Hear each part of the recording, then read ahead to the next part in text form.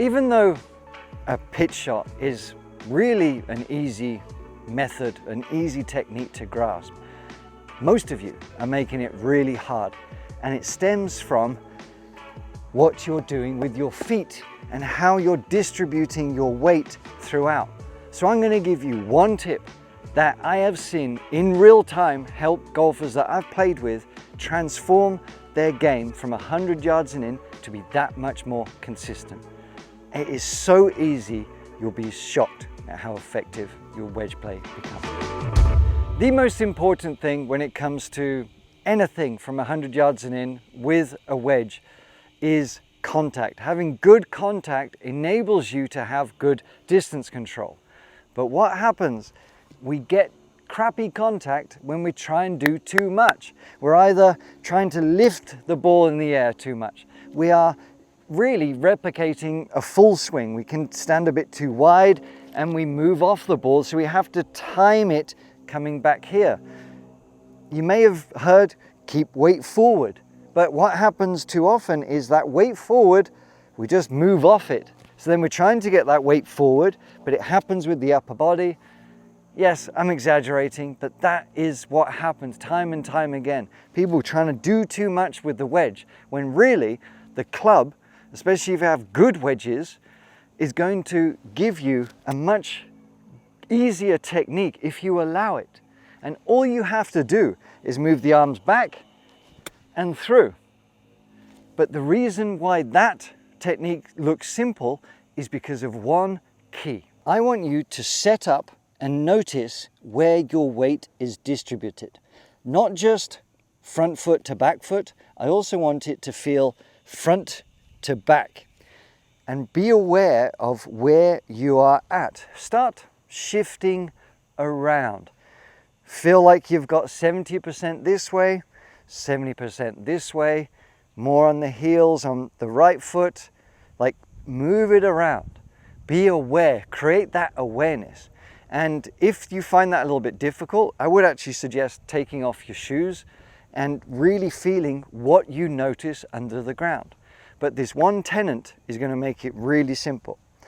We're going to try and make sure our setup, our left side, our lead side for me, my distribution is at least 65. I mean, we can't make it exact unless you've got foot plate stuff, which you don't really need most of the time. I'm going to try and fill 60 to 70% rather on my front side. But it's not just on my front foot, because I'm not like here. I'm trying to feel it on my front side. So everything here feels pretty stable. I'm allowing my left arm to hang. I'm staying strong. I'm staying, basically trying to reduce the variables, which I talk about all the time. My left leg feels pretty firm. My foot is braced into the ground. My left side is strong, and I'm hitting this setup every single time. And the reason why I want to do this, have this setup, is because it creates that consistency. Just by having the hands back a little bit, or the weight further back a little bit here, my hips this way, or too much weight forward, everything changes about how I can flight the golf ball, but even how I'm going to try and make contact. We need to keep it simple, remember? So, I'm feeling solid in my left leg here. We don't need power. I'm allowing that left arm and lead arm to hang. But the goal, once I've got the setup and feel balanced and braced, my goal is throughout this entire swing, my backswing, I'm trying to keep it feeling the same.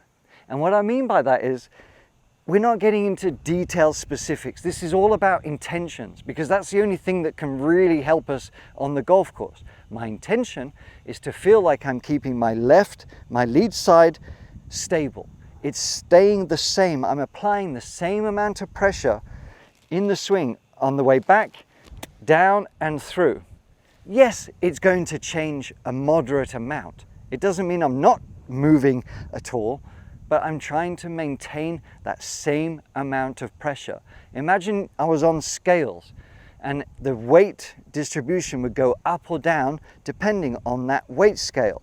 I'm just trying to keep that digital scale the same or as close to the same throughout the technique. Now, if you find that you can only sort of swing back to about here, halfway, for your wedge shot before you feel like you have to lose that a little bit, that's okay. But for the purposes of getting a better foundation of what we want to get good strikes with your wedges, I would urge you to not swing any further back than basically left lead arm parallel. I keep saying left lead arm parallel, right?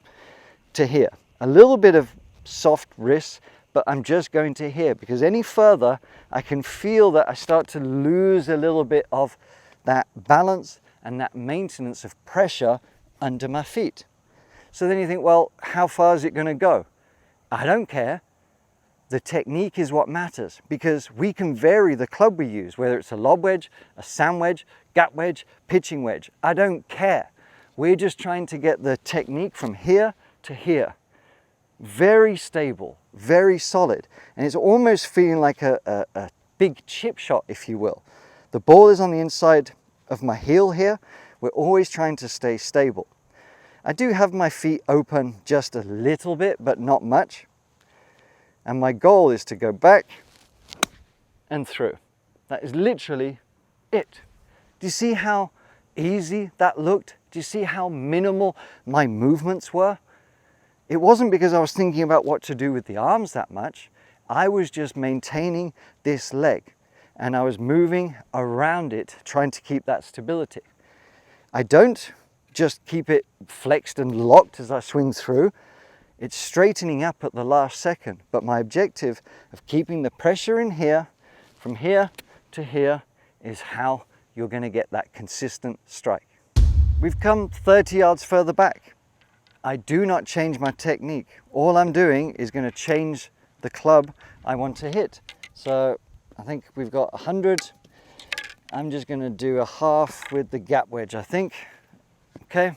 The great thing about all these Avoda wedges is they're all the same length up to my A-time. So my setup stays the same. My swing feels the same. The weight of the club is balanced, so the distance is calculated. So my only task is to try and execute a similar technique with every single one. And I do that by really ensuring that I keep that leg stable, and my awareness is to feel that weight stay the same, and I just swing through. It's the easiest method to get decent at pitching. From anywhere from 30 to, well, whatever you want. I could hit my pitching wedge here, and it could go even the same. So I could come back another 20 yards. It's the same method, the same technique. And you'll realize that the more you make the checklist simple, the more you're going to have consistency in everything you do. And even though those balls didn't land too close to the pin, they landed close to each other. And I've got 20-foot putts, but I didn't have to worry about anything. I got good at one technique, and it's given me so many different shots, anywhere from 30 to 100 yards.